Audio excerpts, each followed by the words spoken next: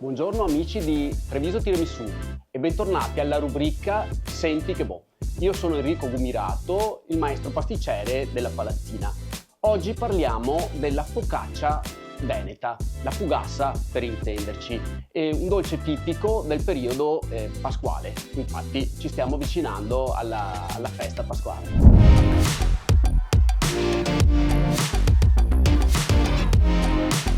La fugassa veneta è un dolce appunto elaborato dal pane classico, è una forma diciamo così addolcita del pane, come potevano essere tutte le ricette antiche, di antica tradizione popolare, e quindi al pane che normalmente veniva preparato in casa veniva aggiunto dello zucchero e del burro per renderlo un po' più dolce, un po' più gustoso, e la fugassa veneta ha la caratteristica appunto della pagnotta, della cioppa come chiamiamo noi il pane, la forma del pane a Treviso, alla quale veniva fatta una croce sulla superficie e veniva glassata con della glassa di mandorle e della granella di zucchero.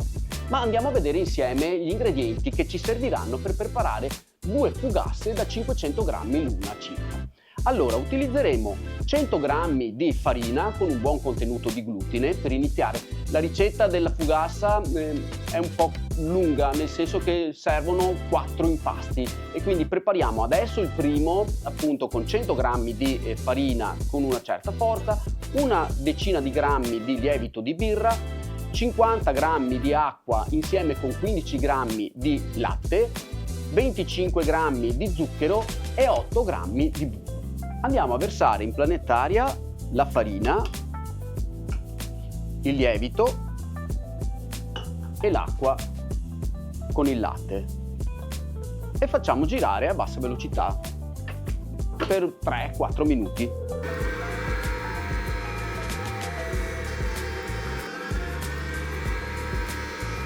Trascorsi i 3-4 minuti andiamo a inserire lo zucchero semolato. Come potete vedere l'impasto si è già formato e quindi possiamo inserire lo zucchero. Un piccolo segreto per voi appassionati di cucina e di pasticceria: nei prodotti lievitati è sempre meglio non inserire immediatamente lo zucchero a contatto con il lievito, perché lo zucchero tende un attimino a inibire il potere lievitante del lievito stesso, per cui lasciamo che l'impasto venga formato un pochino e poi inseriamo lo zucchero successivamente.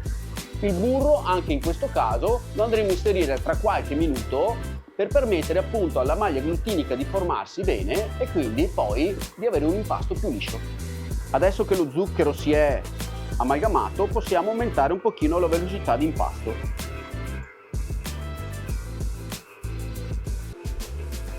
Inseriamo adesso il burro.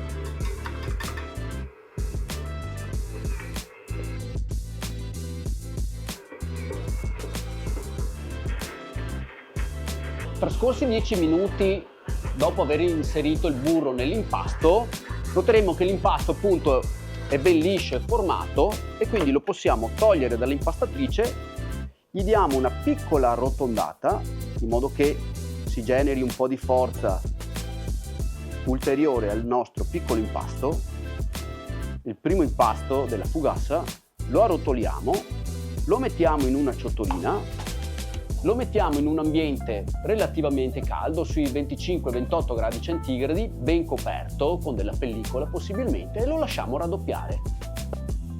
Il nostro primo impasto è lievitato e raddoppiato, quindi possiamo procedere appunto al secondo impastamento con l'aggiunta di 55 grammi di farina di media forza. Per media forza si intende 11-12 grammi di proteine. Abbiamo 15 grammi di zucchero semolato, 25 grammi di uova intere e per ultimo 15 grammi di burro. Trasferiamo il primo impasto all'interno della planetaria, inseriamo la farina e le uova e, come detto prima, lo zucchero e il burro li lasciamo da parte per inserirli tra qualche minuto. Facciamo impastare per 4 minuti come l'impasto precedente e dopodiché, trascorsi 4 minuti, inseriamo lo zucchero. E come prima, per ultimo, il burro, soltanto che questa volta lo andiamo a inserire in un paio di riprese, in modo che venga incorporato più facilmente dal nostro impasto. Una volta che l'impasto è pronto, come abbiamo fatto in precedenza,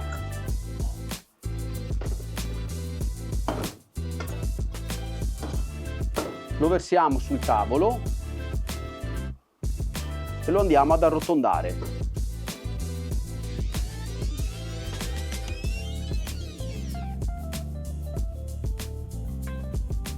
Andiamo a depositare in una ciotola, lo copriamo con una pellicola come l'impasto precedente, lo mettiamo sempre a lievitare tra 25 e 28 gradi centigradi. Questa volta dobbiamo farlo triplicare, però ci vorrà circa un'oretta abbondante.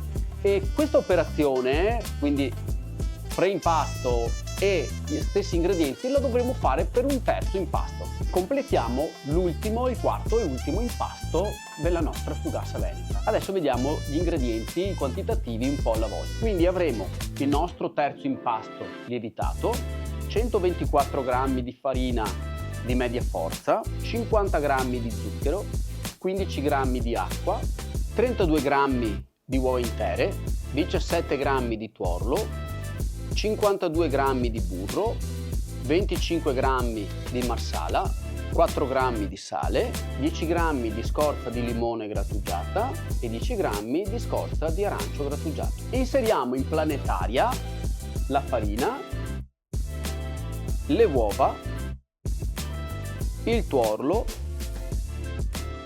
l'acqua e all'incirca metà del quantitativo di zucchero. E facciamo girare a bassa velocità.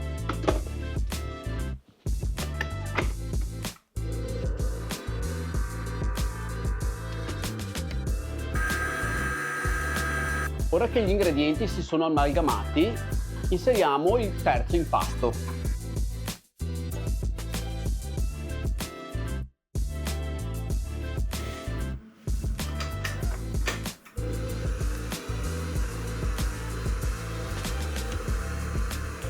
Ora che abbiamo inserito il terzo impasto, lasciamo amalgamare i due composti per 7 minuti circa. Ora che sono trascorsi 7 minuti, inseriamo la seconda metà di zucchero e lasciamo amalgamare.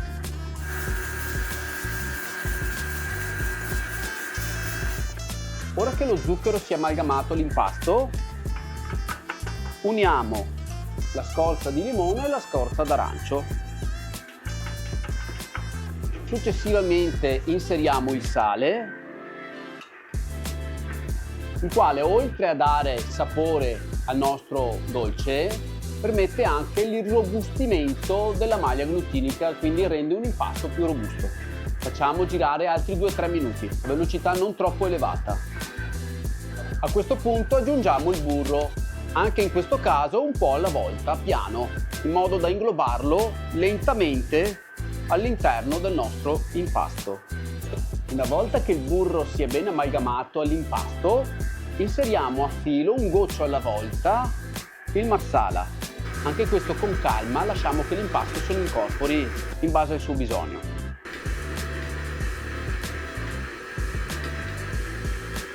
Una volta che anche il marsala si è ben amalgamato, tolgo l'impasto dalla planetaria ungendo un po' le mani e il fondo del tavolo con una noce di burro, in modo che non si appiccichi.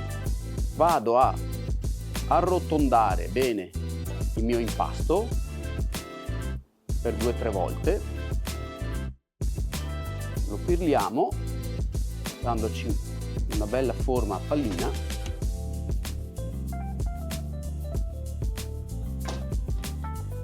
Guardate com'è bello liscio l'impasto, e lo mettiamo a lievitare per un 60-70 minuti. Deve raddoppiare il nostro impasto sempre alla stessa temperatura, tra i 25 e i 28 gradi centigradi. Attenzione, qualcuno di voi si starà già domandando, ma io come faccio a farlo lievitare?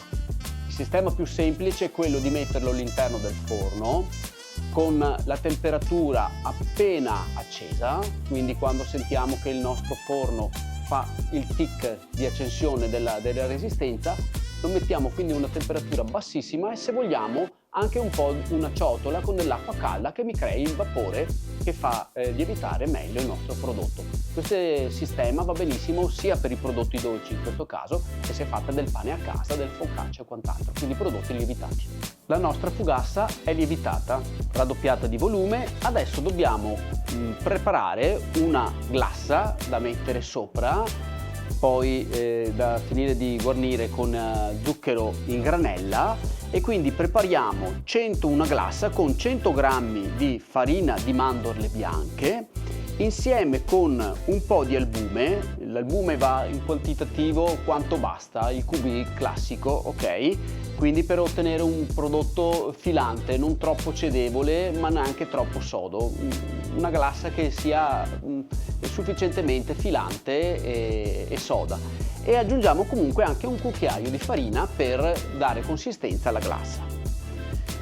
Inseriamo la farina di mandorle bianche e la farina di frumento in planetaria, iniziamo a far girare e poi andremo a inserire l'albume un po' alla volta, un goccio alla volta, fino alla consistenza desiderata, che tra un po' vedremo. Quando facciamo la glassa di mandorle, lasciamo un po' di tempo alla farina di inglobare perfettamente l'albume prima di inserirne un'ulteriore quantità.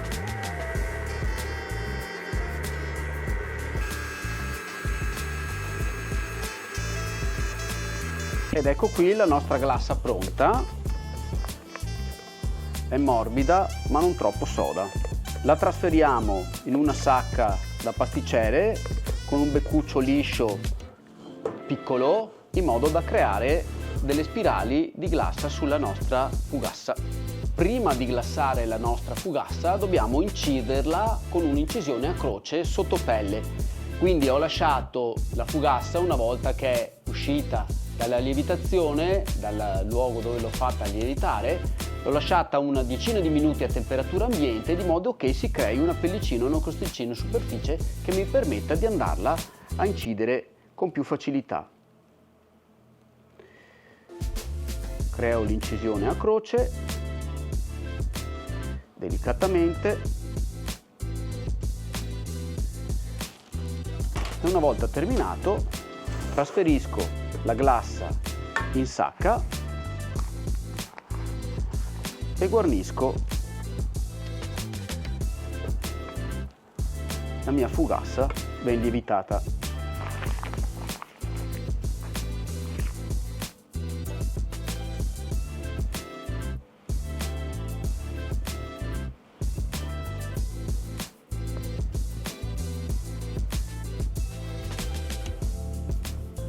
Con il coltellino posso andare anche a spalmare delicatamente la glassa sulla superficie della fugassa, in modo che sia ben omogenea. Cospargo con un po' di granella di zucchero .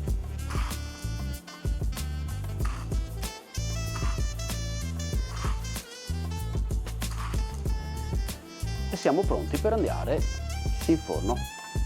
La temperatura è di 185 gradi centigradi per 20-25 minuti circa. Ed ecco la nostra fugassa cotta.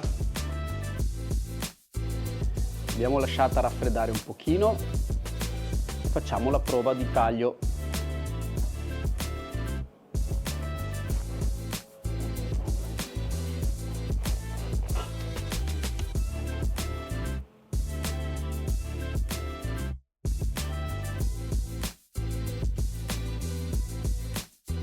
Buona Pasqua a tutti voi, amici di Treviso Tiramisù, e al prossimo video. Ciao!